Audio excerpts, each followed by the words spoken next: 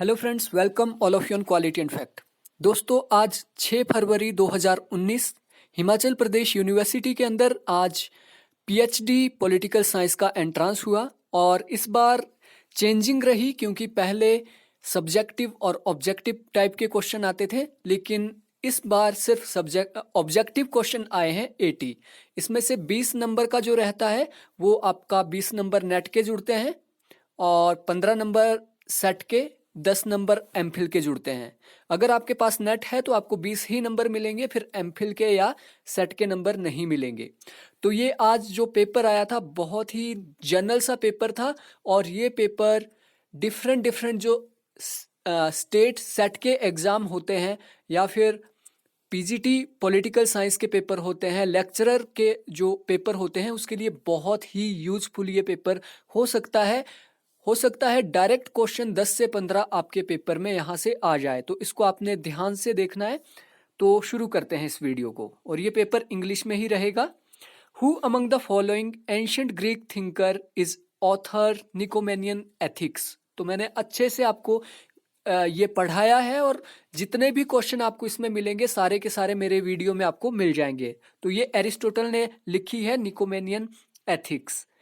Second, to whom does the speaker of Lok Sabha submit his her resign. तो जो resignation देते हैं स्पीकर, वो देते हैं डिप्यूटी स्पीकर ऑफ लोकसभा को। तो इसका सी है। Question number 3, who has pioneered the political culture approach in comparative politics. तो गैब्रियल आमंड और सिडनी वर्मा जुड़े हैं पॉलिटिकल कल्चर के साथ। Which of the following Indian thinker has authored the historical role of Islam? ये लिखी है एमएन रॉय ने। तो मैक्सिमम लोग इसमें कंफ्यूज हो गए थे, मैं खुद भी कंफ्यूज था, लेकिन ये एमएन रॉय के द्वारा लिखी गई है। Question number 5, choose the correct option. तो यहाँ पे सबाल्टर्न रियलिज्म से जुड़े हैं मोहम्मद आयूब, बिल्कुल सही है। कंस्ट्रक्टिज्म, ये पीटर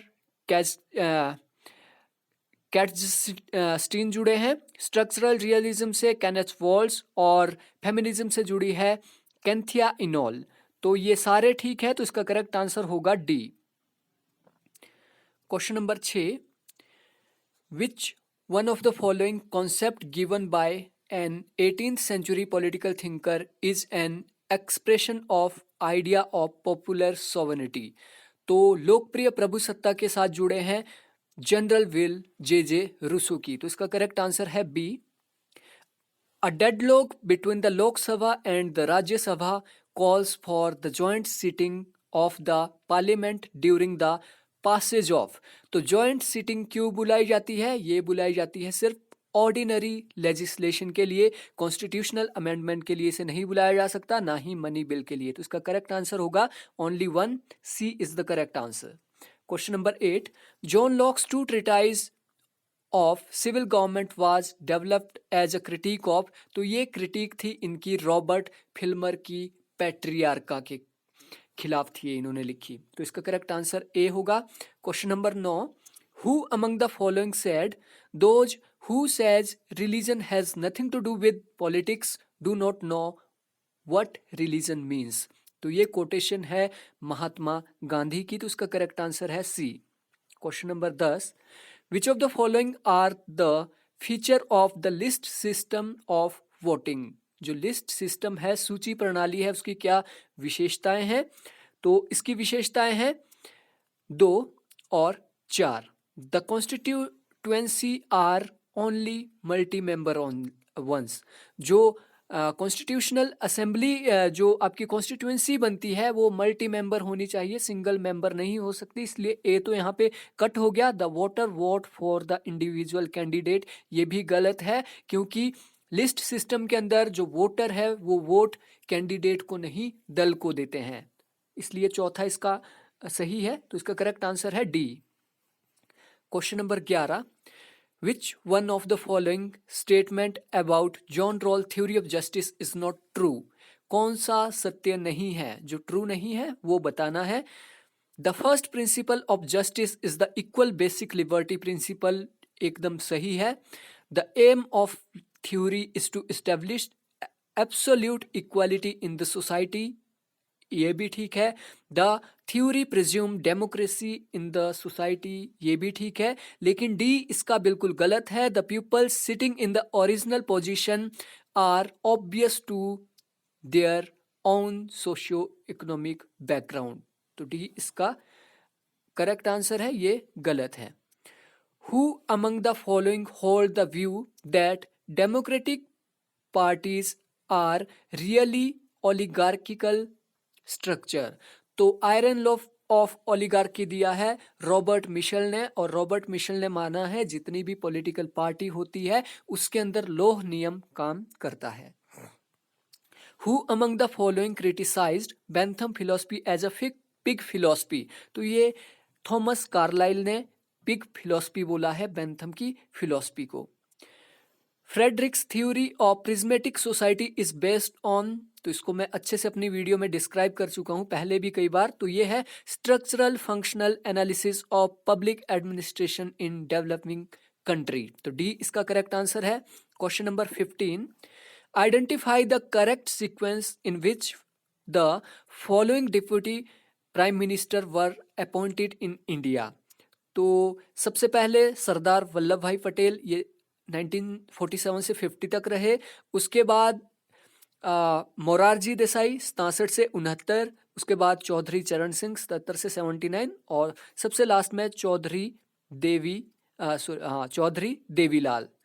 तो इसका करेक्ट आंसर है D.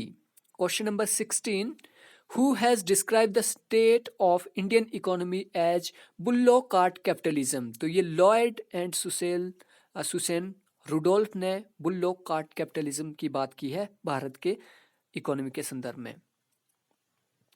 Which of the following is not the basic principle of Hans J. Morgenthau's realism? Politics is rooted in human nature, एकदम करेक्ट है।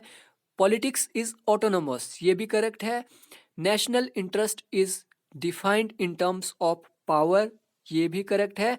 लेकिन इन्होंने मॉरलिटी की बात नहीं की है इंटरनेशनल पॉलिटिक्स के अंदर। Politics is govern bye universal moral value is wrong, तो डी इसका करेक्ट आंसर है। Question number 18, what is the correct chronological order of the 12th listed below? जो डेवलपमेंट, जो भारत की विदेश नीति या संबंधों की बारे में यहाँ पे बात की गई है। Indo Soviet treaty 1971, India's first nuclear explosion Pokhran में 1974 में हुआ है। क्यूबन मिसाइल क्राइसिस 62 के बीच आए हैं, और adoption of structural adjustment programme 90s के बीच इंडिया ने सैप्स को अपनाया था जब वर्ल्ड बैंक से ऋण लिया था भारत ने। तो इसका सही सीक्वेंस है B, 3 1 2 4। Which of the following countries have dual citizenship, national citizenship and state citizenship? तो स्विट्जरलैंड एंड यूएसए, यहाँ पे अगर एनटीए होता तो एनटीए कहता इंडिया एंड यूएसए, लेकिन उन्हें भी चेंज करना पड़ा, तो इसका करेक्ट आंसर है C. Question number 20, the name of candidate for the office of president of India is proposed by any 50 member of the electoral college, तो इसका करेक्ट आंसर है C. Question number 21, who among the following term article 356 as a safety valve, ये बात करते हैं doctor BR Ambedkar.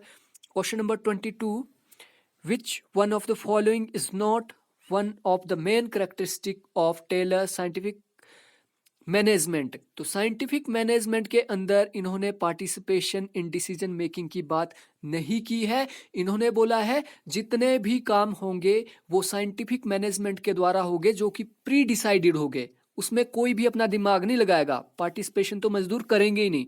तो B इसका correct answer है, ये साइंटिफिक मैनेजमेंट का पार्ट नहीं है।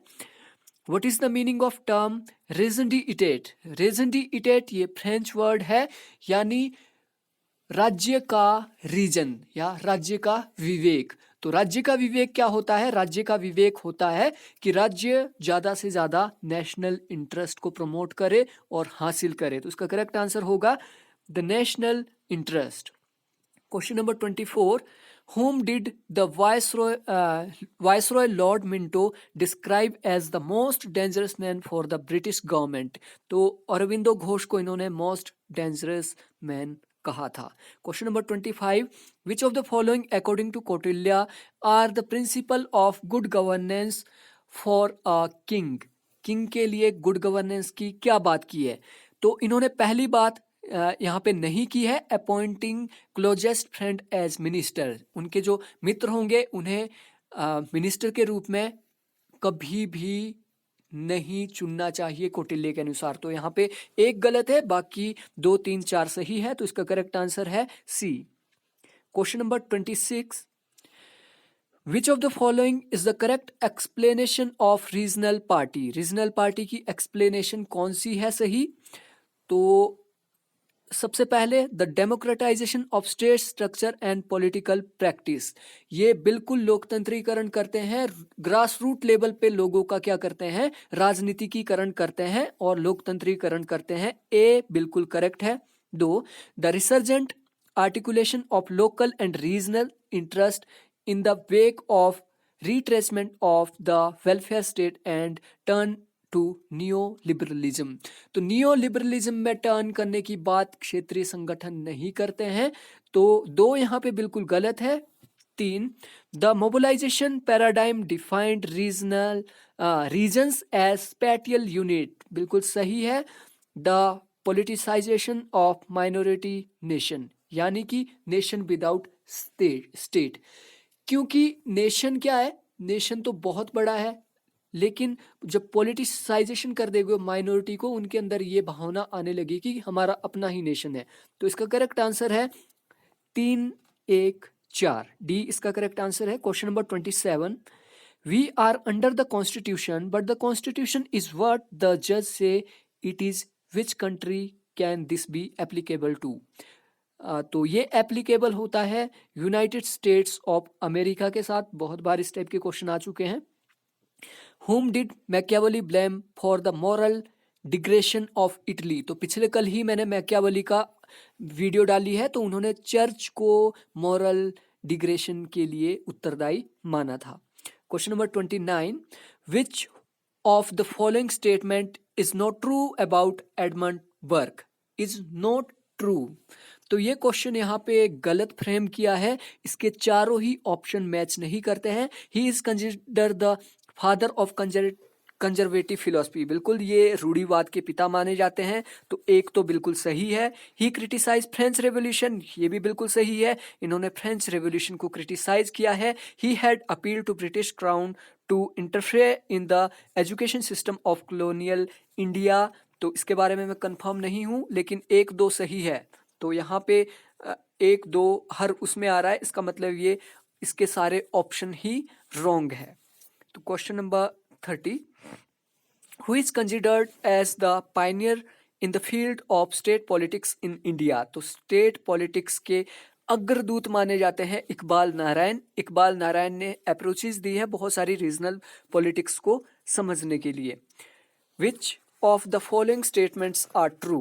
Reconstruction of Indian polity is a work by Jai Prakash Narayan, बिल्कुल इंडियन पॉलिटी को रिकंस्ट्रक्ट करने के लिए इन्होंने अप्रोचेस दी है और काम भी किए हैं, समग्र क्रांति वगैरह। The spirit and form of Indian polity is a work bye Shri Aurobindo Ghosh, तो स्पिरिट के बारे में, आत्मचेतना के बारे में बात की है अरविंदो घोष ने, तो 1 और 2 दोनों सही है। Question number 32, observe the following statement about the book the road to serfdom. तो road to serfdom is written by F.A. Hayek, तो 1 बिल्कुल सही है, F.A. हैक ने ये लिखी है। It was basically a critique of free market economy, बिल्कुल गलत, ये फ्री मार्केट इकोनॉमी को सपोर्ट करता है और स्टेट के जो इंटरफेरेंस को ये क्रिटिसाइज करता है, तो 2 बिल्कुल गलत है।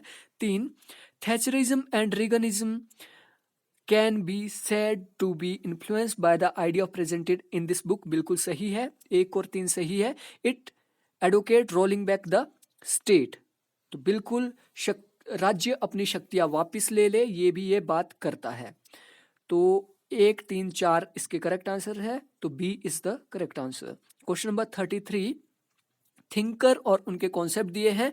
राम मनोहर लोहिया जो संबंधित है ये चौखंबा राज्य से, स्टेट से रिलेटेड है। दीनदयाल उपाध्याय अंत्योदय और जयप्रकाश नारायण जो नारायण है ये सर्वोदय से रिलेटेड है। तो सी इसका करेक्ट आंसर है। Question number 34, Montesquieu is credited for the doctrine of division of power within a constitutional government, which appeared in his famous work named The Spirit of Laws. Spirit of Laws के अंदर इन्होंने division of power की बात की है। Which of the following philosopher created a philosophic calculus to measure the amount of pleasure caused by an action? तो philosophic calculation से जुड़े हैं Jeremy Bentham. B is correct answer. Question number 36, which of the following scholar is considered an authority over civil military relation in Pakistan? तो Stephen P Cohen, ये पाकिस्तान की विदेश नीति के ऊपर इन्होंने बहुत सारा काम किया है। तो इसका करेक्ट आंसर है C, Stephen P Cohen. Question number 37, Who among the following didn't present the communitarian critique of John Rawls' theory of justice? तो आप देख सकते हैं मेरी कम्युनिटेरियन पे वीडियो। तो रॉबर्ट नोजिक ये कम्युनिटेरियन नहीं है, ये स्वच्छंदतावादी है यानी न्यू लिबरलिस्ट है। बाकी तीनों के तीन यहाँ पे समुदायवादी है। तो ए इसका करेक्ट आंसर है, Robert Nozick. Question number 38, from among the following which is highly likely to be found in a federal structure. Federal structure में मुख्यतः या सबसे ज्यादा क्या पाया जाता है, कहाँ पे फेडरल स्ट्रक्चर पाया जाता है? तो इसका करेक्ट आंसर होगा presidential system of government. America एक फेडरल स्टेट है। अब unwritten constitution not necessary, unwritten constitution कभी भी फेडरल गवर्नमेंट का नहीं होता है। बायकैमरल लेजिस्लेचर हो सकता है, बायकैमरल लेजिस्लेचर हो सकता है, लेकिन बायकैमरल जो लेजिस्लेचर है ये विशेषता होती है संसदीय शासन प्रणाली की। ठीक है, आप इंग्लैंड के अंदर देख सकते हैं, इंग्लैंड के अंदर बायकैमरल लेजिस्लेचर है लेकिन वहां पे संघात्मक व्यवस्था नहीं है, वहां पे एकात्मक व्यवस्था है। अगर आप इंडिया का एग्जांपल लो, इंडिया में बायकैमरल लेजिस्लेचर है लेकिन यहाँ पे semi federal structure of government पाया जाता है। तो इसका करेक्ट आंसर होना चाहिए प्रेसिडेंशियल सिस्टम ऑफ गवर्नमेंट। अब देखते हैं यूनिवर्सिटी इसका क्या आंसर देती है। Question number 39, which of the following statement about Article 35A is true? It finds place in annexure of Indian Constitution of India, the Constitution of India, बिल्कुल सही। Article 370 के अंदर इसकी बात की गई है। It was passed by the Parliament of India Act इन 1953, बिल्कुल गलत है। इसको 1954 के अंदर पास किया गया था जम्मू कश्मीर की सरकार ने, और इसे पार्लियामेंट के द्वारा पास नहीं किया गया है। चौथा ऑप्शन देखिए, it is a president order. ये क्या है? प्रेसिडेंशियल ऑर्डर है, इसे लोकसभा ने पास नहीं किया है। It gives the state of Jammu Kashmir and exclusive authority regarding permanent resident of the state. तो इसका करेक्ट आंसर होगा 1, 3 और 4। 1, 3 और 4, बी इसका करेक्ट आंसर है। Question number 40, when was the president rule imposed on Himachal Pradesh for the first time? तो first time Himachal में president rule स्थापित किया गया था 1977 में, और अभी तक सिर्फ 2 बार प्रेसिडेंट रूल लगा है हिमाचल में। फर्स्ट 1977 एंड सेकंड 1992 के अंदर। Question number 41, Who of the following scholars is credited with the exposition of two political culture theory? तो ये एकमात्र क्वेश्चन ऐसा है जो मुझे नहीं आता है या फिर मैं अभी तक इसको ढूंढ नहीं पाया हूं। तो आप सभी लोगों से रिक्वेस्ट है, अगर आपको पता है तो प्लीज कमेंट बॉक्स में इसका आंसर लिख लें। Question number 42, The term Monroe Doctrine has been historically associated with the foreign policy of which of the following country? तो Monroe Doctrine जुड़ी है यूएसए से। तो आप दूसरी डॉक्ट्रिन भी देखना चाहते हो तो मेरी वीडियो के अंदर देख सकते हैं। Arrange the following multilateral environment agreement in the ascending chronological order. ठीक है, जो एनवायरमेंट के ऊपर हुई है। तो सबसे पहले हुई है स्टॉकहोम कॉन्फ्रेंस 1972 में, उसके बाद रियो कॉन्फ्रेंस रियो डी जेनेरियो में 1992 के अंदर, उसके बाद क्योटो प्रोटोकॉल 1997 के अंदर, कोपेनहेगन 2009 के अंदर। तो इसका करेक्ट आंसर है C, 3 2 1 4। Question number 44, who among the following authors had written the book Indian summer the secret history of the end of an empire. ये लिखी है Alex von Tunzelmann. Question number 45, in which country China has recently established its first overseas military base? तो ये डिजिबोटी के अंदर इन्होंने overseas military base की स्थापना की है 2017 के अंदर। Which one of the following statement describe a unitary system? Unitary system को कौन डिस्क्राइब करता है अच्छे से? यूनिटरी सिस्टम होता है where the territorial division are subordinate agency of the central government, उसे कहा जाता है यूनिटरी फॉर्म ऑफ गवर्नमेंट। तो ए इसका करेक्ट आंसर है। Question number 47, the thinker who has been characterised as reluctant democrat. Reluctant democrat बोला जाता है जे.एस. मिल को। तो इसका करेक्ट आंसर है डी। इन्हें अनिच्छुक लोकतंत्रवादी क्यों बोला जाता है? क्योंकि इन्होंने प्लूरल वोटिंग की बात की थी, इन्होंने पढ़े लिखे को ज़्यादा वोट देना है, अनपढ़ों को वोट ही नहीं देना है। तो लोकतंत्र की तो बात करते हैं लेकिन अनिच्छुक लोकतंत्र की बात करते हैं। Who among the following advocated partyless democracy in India? तो ये जयप्रकाश नारायण है। With which of the following newspaper Mahatma Gandhi was associate as the editor? किस किसके ये एडिटर रहे हैं? ये हरिजन के एडिटर रहे हैं, इंडियन ओपिनियन और यंग इंडिया के। तो 1 3 4 डी इसका करेक्ट आंसर है। Question number 50, keeping in the mind political ideas of 20th century, Indian leaders correctly match the foreign influence on them. तो महात्मा गांधी के ऊपर जॉन रस्किन का प्रभाव था, जवाहरलाल नेहरू के ऊपर सिडनी वेब का प्रभाव था, B.R. अम्बेडकर के ऊपर जॉन डीवी का प्रभाव था, और EMS निम्बूदिरीपाद के ऊपर V.I. लेनिन का प्रभाव था, क्योंकि निम्बूदिरीपाद ये एक मार्क्सिस्ट थिंकर है। तो यहाँ पे सी का एक डी इसका करेक्ट आंसर है। डी इसका करेक्ट आंसर है। Question number 51, who among the following propagated the idea of cultural revolution under socialism? तो ये माओ त्से तुंग ने दिया था कल्चरल रेवोल्यूशन चाइना के अंदर। और ये जो माओ त्से तुंग है, इन्हें माओ जेडोंग भी बोला जाता है, जो कि अभी NTA नेट के सिलेबस में लगे। तो कंफ्यूज नहीं होना कि माओ जेडोंग कोई और है और माओ त्से तुंग कोई और है। मैंने जो नोट्स दिए हैं उसमें माओ त्से तुंग इन्हें लिखा है, लेकिन माओ जेडोंग भी यही है। Question number 52, Which one of the following political philosopher has been described by C.E.M. George as a hat which has lost its shape because everyone wear? Socialism को जॉर्ज ने बोला है कि सोशलिज्म आज ऐसी टोपी बन गई है कि हर कोई अपने सिर पे लगा रहा है और अपनी शेप खो चुका है सोशलिज्म। क्वेश्चन नंबर 53, यहाँ पे कुछ इंडिविजुअल दिए हैं और उनके मूवमेंट दिए हैं। शरद जोशी जुड़े हैं फार्मर मूवमेंट के साथ, दत्तोपंत ठेंगड़ी जुड़े हैं वर्कर्स मूवमेंट के साथ, निर्मला देशपांडे एक गांधीयन फिलोसफर है, और सुंदरलाल बहुगुणा चिपको आंदोलन के साथ। तो ए इसका करेक्ट आंसर है। Question number 54, Hinduism is a way of life was first propounded by chief justice of supreme court of India. किसने किया है? तो ये किया है J.S. वर्मा ने। J.S. वर्मा ने 1995 के अंदर एक स्टेटमेंट दी थी कि हिंदुइज्म कोई धर्म नहीं है, ये वे ऑफ लाइफ है। हालांकि इसे अभी रिव्यू किया जा रहा है और बोला जा रहा है कि नहीं, ये कोई सभ्यता नहीं, ये कुछ लोगों का धर्म है। तो इसीलिए ये यहाँ पे क्वेश्चन आया है। अगर इसमें आप देखो, ओके ठीक है। Question number 55, which of the following statement about Dalai Lama are not correct? Dalai Lama के बारे में कौन सा क्वेश्चन यहाँ पे सही नहीं है?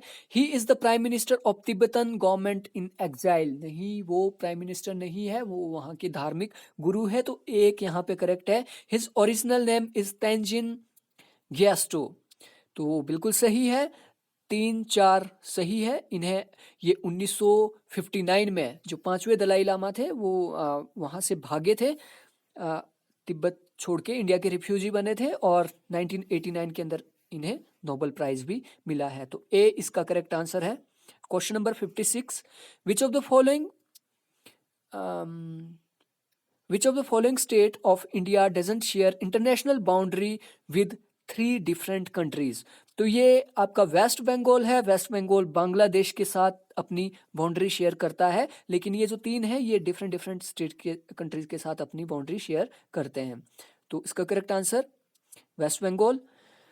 The only state in India which has uniform civil code, तो ये गोवा के पास है uniform civil code. Question number 58, consider the following statement regarding the state reorganisation commission. जो स्टेट रीऑर्गेनाइजेशन राज्य पुनर्गठन आयोग की स्थापना हुई थी वो 3 सदस्यीय था, फजल अली इसके अध्यक्ष थे। It propounded the 1 language 1 state formula, बिल्कुल सही है। आंध्र प्रदेश पहला ऐसा राज्य बना था इसकी रिकमेंडेशन के बाद, और फजल अली इसके हेड थे। तो ए इसका करेक्ट आंसर है। Question number 59, who among the following recommended the abolition of the post of governor of a state. ये राजमन्नार कमेटी, ये नेट में भी आ चुका है, इन्होंने गवर्नर की पोस्ट को एबोलिश करने की बात की थी। Who among the following can attend the meeting of both houses of parliament while being not a member of either of the house. तो ये है CAG, controller and audit general. Which one of the following writ is issued by the court for release of a person unlawful detained? तो ये habeas corpus बंदी प्रत्यक्षीकरण इसे बोला जाता है हिंदी में। In Marxist thought, the concept of hegemony is closely associated with ग्रामशी, Antonio ग्रामशी। तो आप मेरे नोट्स में ये इसका कॉन्सेप्ट भी देख सकते हैं। Which one of the following statement is not applicable to Morgenthau's theory? मॉर्गेंथ्यू की थ्योरी के साथ कौन सा एप्लीकेबल नहीं है? द मास्टर की is the concept of interest defined in terms of power, बिल्कुल सही है। इन्होंने शक्ति को राष्ट्रीय हित को शक्ति के रूप में परिभाषित किया है। Power is man's control over minds and action of man. तो बिल्कुल शक्ति क्या है? शक्ति है व्यक्ति के मस्तिष्क के ऊपर अपना नियंत्रण करना और जो मर्जी उसे करा लेना। Political realism takes a fixed meaning of interest. तो रियलिज्म की ये बात नहीं करते हैं, ये क्लासिकल रियलिज्म की बात करते हैं, और नेशनल इंटरेस्ट का ये फिक्स वो नहीं बताता है। ये बोलता है कि नेशनल इंटरेस्ट चेंज होता रहता है, ये डायनेमिक है, ये फिक्स नहीं है। तो सी यहाँ पे गलत है। तो C is the correct answer. ये मॉर्गेंथ्यू की थ्योरी से एप्लीकेबल नहीं होता है। Politics is govern by objective law having roots in human nature, बिल्कुल सही है। Which political thinker advocated plural voting of the higher educated citizen. तो प्लूरल वोटिंग की बात करते हैं जे.एस. मिल, जैसा पहले ही बता चुका हूं। Which of the following taxes have been submitted by the goods and service tax implemented on 1 July 2017। तो जीएसटी को इनडायरेक्ट टैक्स भी बोला जाता है। आप इसमें देख सकते हैं इनकम टैक्स दिया है, इनकम टैक्स डायरेक्ट टैक्स है, ये इनडायरेक्ट टैक्स नहीं है। इनडायरेक्ट टैक्स का मतलब होता है कि जैसे फॉर एग्जांपल हमने टूथपेस्ट खरीदा है, एक टूथपेस्ट खरीदा, तो हमने रिटेलर को अपना टैक्स के साथ 20 रुपीज़ पे किए। तो ये इनडायरेक्ट कैसे हुआ कि जो रिटेलर है वो पैसे नहीं देगा, पैसे हमसे लेगा। तो इसको आपने एक बार देख लेना है। तो इसका करेक्ट आंसर है D 1, 2, 4। Question number 66, in which of the following recent cases the constitutional bench of supreme court of India recognize the constitutional right to privacy. जो ये राइट टू प्राइवेसी है इसके साथ कौन जुड़े हैं? तो ये जो प्रशांत भूषण है, ये प्रशांत भूषण उस टाइम चीफ एडवोकेट थे, सीनियर एडवोकेट थे जिन्होंने वकालत की थी। और MP Sharma versus union of India का ये केस था। MP Sharma versus union of India, MP Sharma ने रिट लगाई थी। तो सी इसका करेक्ट आंसर है। Question number 67, which of the following texts have particularly mentioned that the Indian society in Mauryan times was divided into 7 classes. तो ये कौटिल्य के अर्थशास्त्र में क्लियरली डिफाइन किया गया है. In which context the G4 countries is used. G4 countries के अंदर जर्मनी, ब्राजील, जापान और इंडिया आते हैं और ये एक दूसरे के लिए परमानेंट मेंबरशिप की बात कर रहे हैं सिक्योरिटी काउंसिल के अंदर. तो बी इसका करेक्ट आंसर है. Question number 69. The provision of panchayat extension to schedule areas PESA act 1996 was based on the recommendation of Dilip Singh Bhuria committee. तो भूरिया कमेटी बनी थी पैसा एक्ट के लिए. Who is the only Indian president to get elected to the post unopposed? N Sanjiva Reddy को बिना किसी विवाद के निर्विवाद चुना गया था राष्ट्रपति. Question number 71. Consider the following statement regarding nuclear non-proliferation treaty NPT. India has not sign NPT. बिल्कुल सही बात. इंडिया ने NPT के ऊपर हस्ताक्षर नहीं किए हैं. पाकिस्तान ने भी इंडिया को देख के हस्ताक्षर नहीं किए कि इंडिया नहीं करेगा तो मैं भी नहीं करूंगा. तो 2 यहाँ पे गलत है. India argue that NPT is discriminatory. बिल्कुल NPT क्या है? डिस्क्रिमिनेटरी. क्योंकि जिसके पास तो हथियार है उसके ऊपर तो कोई प्रतिबंध नहीं है, लेकिन दूसरे नहीं बना सकते हैं. तो 3 यहाँ पे सही है. India attempt to sign NPT are blocked by China. China ने कभी ब्लॉक नहीं किया इंडिया को. चाइना तो जबरदस्ती कर रहा था कि इनसे साइन कराओ. तो यहाँ पे 1 सही है और 3 सही है. 1 और 3 सही है और 2 और 4 यहाँ गलत है. तो सी इसका करेक्ट आंसर है. Consider the following statement about the recent history of Himachal Pradesh. तो Bilaspur merge with Himachal Pradesh only in 1954. Bilaspur जो मर्ज हुआ था वो 1954 में हिमाचल प्रदेश में मर्ज हुआ था. ये हिमाचल प्रदेश का एक जिला है. Shimla came into existence as district only in 1972. Before that it was part of Mahasu district. बिल्कुल सही. 1 और 2 बिल्कुल सही है. तीसरा, Lahaul and Spiti exist as district 1948. बिल्कुल गलत. ये 1966 में बना है. Una was trifurcated to form 2 new district Kangra and Hamirpur. ये बिल्कुल गलत है. तो यहाँ पे करेक्ट आंसर है 1 और 2. 1 और 2 सही है.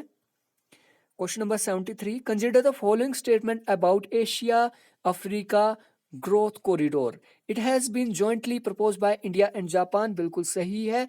It is being seen as response to China's one belt one road project. बिल्कुल सही. 1 और 2 दोनों सही है. तो सी इसका करेक्ट आंसर है. Who among the following has described the worldwide triumph of federal democracy as the end of history. End of history की बात करते हैं फ्रांसिस फुकुयामा की लिबरल जो डेमोक्रेसी की स्थापना हो गई है और एंड ऑफ वॉर हो गया है. Question number 75. Who among the following describe democracy as the tyranny of the majority. तो डी टॉकविले बात करते हैं टायरनी ऑफ द मेजोरिटी की. Consider the following statement regarding new development bank और BRICS bank. तो ये 2014 में बना है. All the BRICS countries except Brazil are its member. बिल्कुल गलत. ब्राजील भी NDB का मेंबर है. It is headquarter at Shanghai China. तो इसका हेडक्वार्टर शंघाई चाइना में है. बिल्कुल सही. Presently it is headed by MV Kamath of India. बिल्कुल सही है. 2 और 3 सही है. तो इसका करेक्ट आंसर बी है. Question number 77. The institution of ombudsman was first introduced in Sweden. D इसका करेक्ट आंसर है. Which commission was established to review the working of the constitution of India in 2000.